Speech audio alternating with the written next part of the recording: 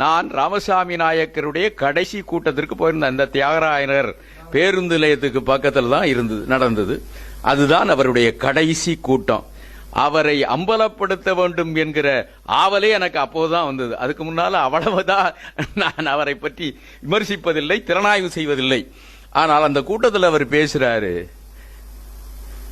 எனக்கு என்ன வருத்தம் என்றால், நான் தமிழர்களை தேவடியா மக்களாக விட்டு செல்கிறேன், பார்ப்பனர்களுடைய தேவடியா மக்களாக விட்டு சொல்லுகிறேன்.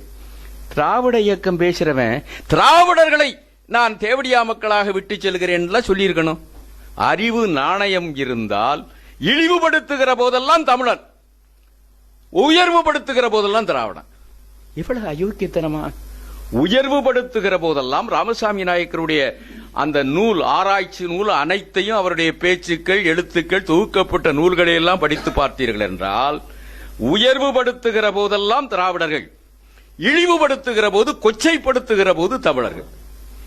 இது என்ன? இதை கூட தமிழன் புரியவில்லை என்றால், இதை கூட தமிழ் அறிஞர்கள் என்பவர்கள் புரியவில்லை என்றால், இந்த தமிழகத்தை நாம எங்க கொண்டு போய் நிறுத்துகிறோம்?